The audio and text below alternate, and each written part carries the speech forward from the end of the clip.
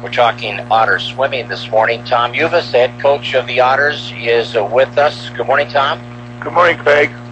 Section 8A competition over the weekend at War Road. The Otters placed third as a team behind Bemidji and Park Rapids. And you qualified Abby Fisher for state in 2 events. Abby is no stranger to state. Well, she's done a great job and well prepared. And to get to state, you have to prepare in the off season also. And she's been swimming since probably June, but really performed very well on especially the second day at War Road. So we're very, very happy for her. She qualified in the 100 backstroke and the 100 butterfly, and in the backstroke, that had to be kind of special, Tom, to set a new pool record that your sister held, and Kara was there to congratulate her, and I think she was pretty proud of her baby sister. Well, I know she's very proud. And, I talk about family and the X factor. I mean, it was so nice that both Jacob and Kara came to the meet, and they were there that afternoon, and of course that just really made all the difference for Abby to have that family support. And she dropped her prelim time in her back with 104.11, and she swam a 100, so she dropped 4 seconds. And she swam a measured race in prelims, but did very well in the final. Boy, and yeah, that shows confidence too, to be able to not let it all out that first day, because you're confident you can get there and then move up and challenge for the title. And then she did that in the butterfly too. She won the 100 butterfly, and great to have a double winner at sections like that. It really is, and in that particular event also, I think was hit fourth, and of course to win it, she had a tremendous last 25 as we watched the race last night, and it just again a real compliment to her training, her preparation, and of course there's a good gene pool there. There's a tradition. Both Kara, of course, going to state, one state in her back 1 year. Jacob was a repeat swimmer at state, has done very, very well, and now of course Abby. And looking at the state meet and where Abby fits in there, Tom, she told us last night she's seated 9th, and that's where she finished last year. But you look at the times and setting that pool record with the time that you just told us. Is it getting tougher year after year? I mean, the competition just seems to get faster and faster. Well, it is. It's there's a lot of good swimmers out there. This is of course off an Olympic year. So there's a little bit more excitement in swimming, but it's always going to get tougher. The training gets a little bit better, the technique gets better.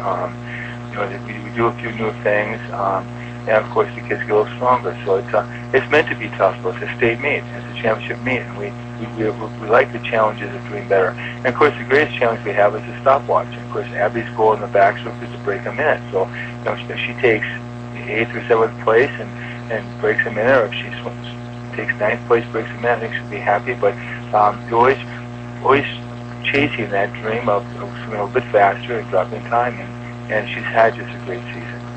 Do you remember offhand what Kara swam when she won the 100 back? Was she under a minute? It was about 58, if I want to use her record, getting her pool okay. record. But Kara's right now doing very well at UND as well as Jacob is. So. Yeah, that's great to see. I know Abby was disappointed, and you're disappointed in the team too, in not getting a relay down there. You had a good shot at you, 2 relays down there last year. It's always fun when you get a relay to state, but again, very difficult. Well, these girls did everything right. We'll talk about the 200 medley relay, and I was just looking at another time here. We swam against 2 very, very tough teams. First of all, the Bemidji Lumberjacks won that relay, and they swam a 154, which is a very good time.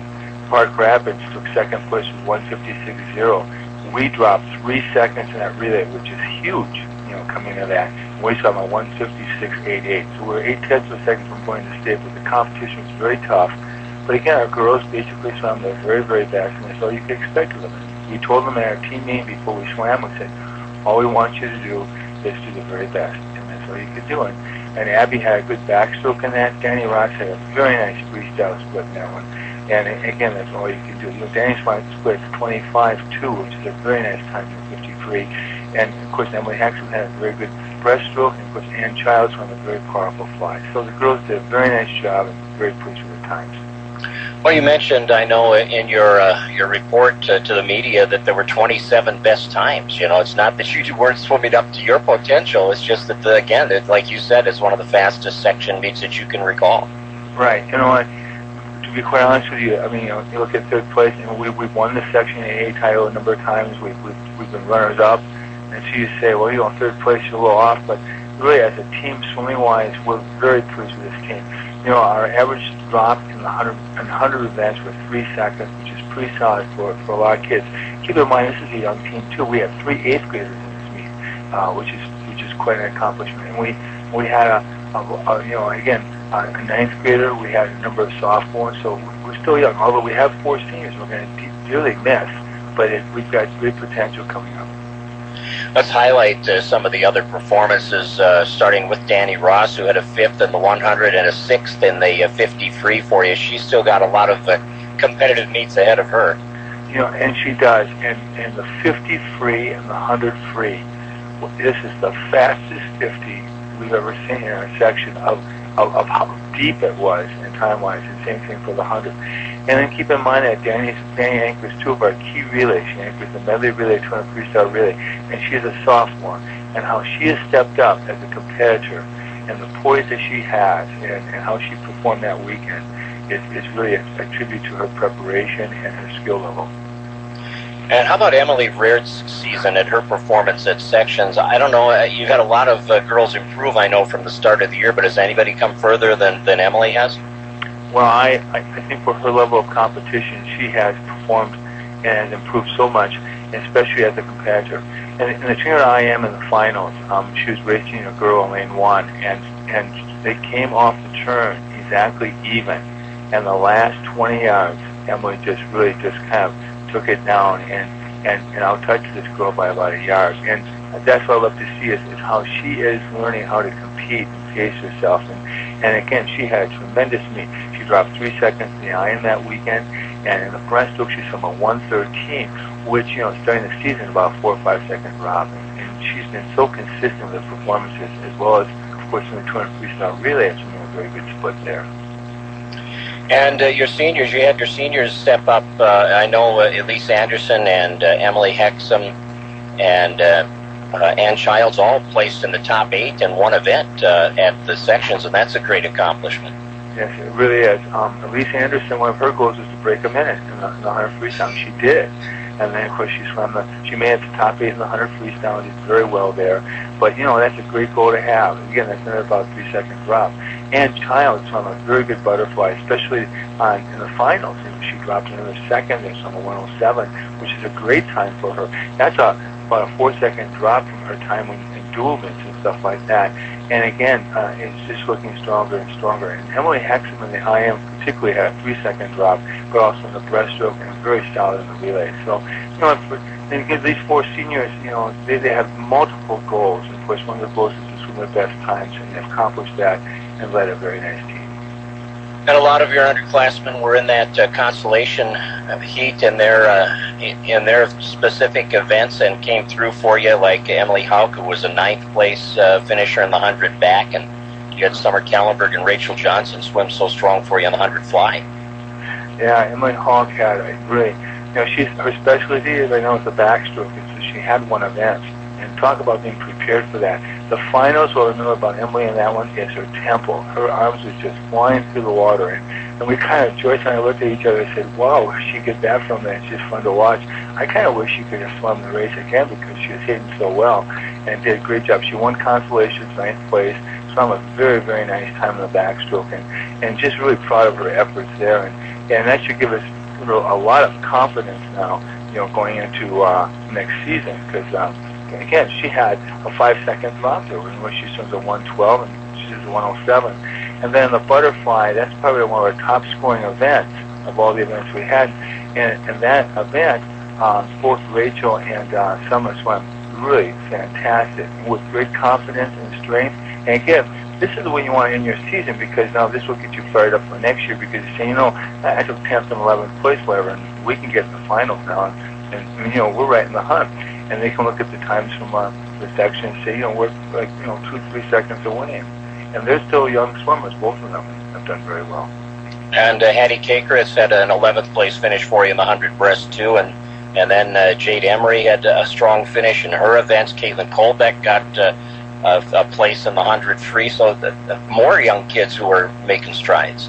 Well, Jade Emery had a fantastic 500. She dropped 9 seconds from her seed time and placed 15th, and then she swam. So she swam a 6:19 in the prelims, and swam a 6:20 in the finals, and that's significant because it just kind of concretes that time. I mean, it solidifies it that you're a 6:20 500 swimmer. She has really improved. She's got a great IM though. She dropped time there and placed 16th there, which was really quite an accomplishment for an 8th grader. Hattie swam a great IM and also dropped a huge amount of time. She just missed making it to the second day of the IM. But in the 100-yard breaststroke, Hattie did just a fantastic job of dropping again to a 118. And that was a 4-second drop coming in this meet. So that's how significant those taper times were. And we're very pleased with that. And Hattie just goes. She's got one speed all out. It's fun to watch. It's like a little wind-up bunny. Well, now you have a little less than a week here to get Abby prepared for state. And what do you do over the next few days, Tom, to help her get prepared? Well, there's a couple of things. One, we really want to work on some starts, especially in the backstroke. That's pretty important for us, just to work on the backstroke start and see if we can't get her off the block just a little bit more, especially in the fly. You know, she's a 22nd right now in the fly in the state, and you say, my goodness, it's going to be hard for her to get 16th place, but she's 1 second away from 16th place. And that's how tight that field is. You know, it's a totally different world today in swimming. It's just like, there's so many good swimmers out there, and they're all close. Whoever hits them that particular day, they're really going to go. And the backstroke, she's 9th right now, but again, all it takes is a good start, just a little bit faster start, just a quick pop-up. We're talking about maybe shaving off, a second, and now you're underneath a minute, and she's got a chance to be in the final. So it's just fine points.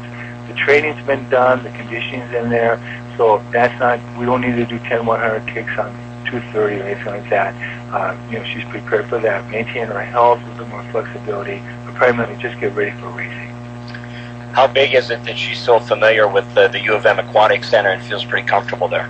Well, I think it's really important, but we'll say that all these girls are familiar with the U of M Aquatic Center. There's most of the competition down there have swum in that pool a number of times, and that's what you have to do. And there's lots of opportunities to swim. There's invitational, there's USS meets, and so on and so forth. So it's a great venue.